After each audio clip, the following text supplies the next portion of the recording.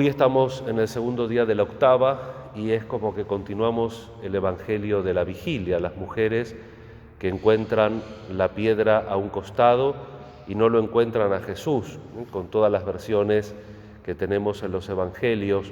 No busquen entre los muertos al viviente, es un participio que indica acción contemporánea. Cristo es el viviente. Por eso yo cada tanto en la Pascua de un ángulo o de otro les recuerdo que las apariciones no agotan la resurrección. Las apariciones son un reflejo, tal vez el más pequeño de la resurrección, porque la resurrección es la verdad de Dios que en el seno de la Trinidad escucha a su Hijo. Dios escucha a Jesucristo y lo resucita.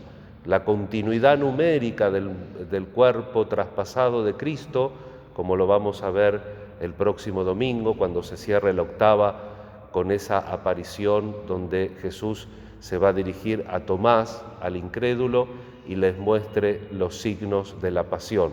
El cuerpo numérico de Cristo, verdadero hombre, resucita en el seno de la Trinidad y se manifiesta también en el espacio y en el tiempo, pero ya no más sometido al espacio y el tiempo, las categorías de la materia.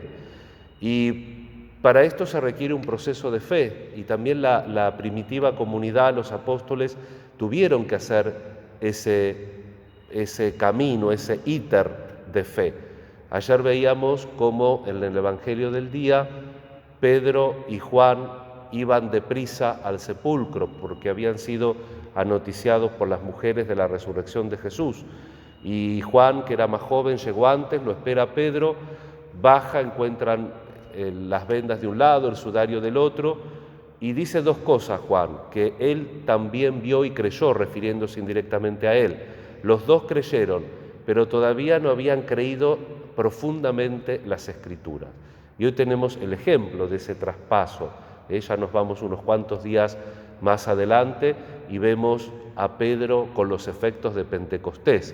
Ese Pedro que había negado a Jesús va dando un discurso importante, un discurso corajudo, podríamos decir, y lo vamos a ir siguiendo en estos días porque tenemos esta lectura tan entrañable de los Hechos de los Apóstoles, una lectura semicontinua que nos va a acompañar en el tiempo de la Pascua y que también nos hace percibir desde la fe, desde la comunidad, desde la Iglesia, el hecho salvador de la resurrección de Jesús. Y hemos pedido en la oración colecta de este segundo día de la octava que Dios nos dé la gracia de ser coherentes con la fe bautismal. Y eso se requiere este proceso, tenemos que estar atentos a este proceso. Pedro y el discípulo primero ven las vendas, después ellos también, como las mujeres, que fueron las más fieles, por eso fueron las primeras que vieron a Jesús, reflexionan muchos padres y autores espirituales. Después los apóstoles también ven a Jesús, pero hasta Pentecostés todavía hay miedo. Por eso Jesús va a ir catequizando cada vez que se aparezca: no tengan miedo, soy yo. La confianza, la seguridad en la presencia salvadora de Jesús.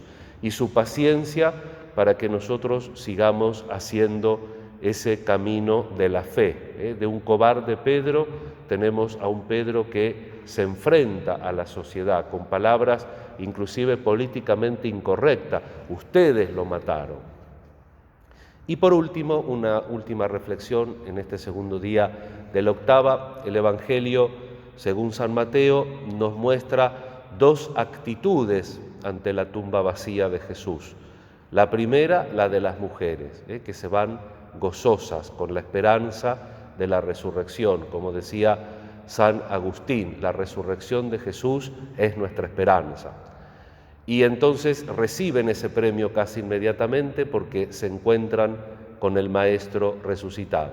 Y después tenemos los soldados, que temerosos de las represalias van a decir que Jesús no está, y los jefes del pueblo le entregan una suma de dinero para decir que digan que cuando dormían Jesús, los discípulos habían robado el cuerpo de Jesús. San Agustín, con el sentido del humor que lo caracteriza, se ríe de eso. Si estaban dormidos, ¿cómo saben que se robaron el cuerpo? ¿Qué pasó?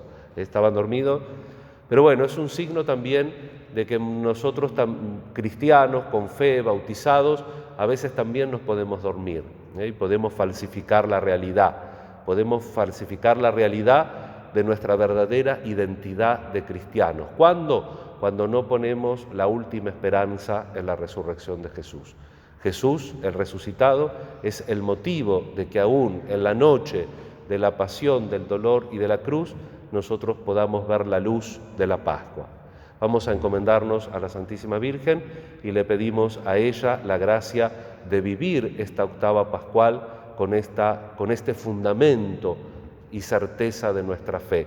La resurrección de Jesús es fuente de esperanza. Y le pedimos al Señor la gracia, como hacíamos en la oración colecta, de vivir de acuerdo a la fe que hemos recibido en el bautismo. Que así sea.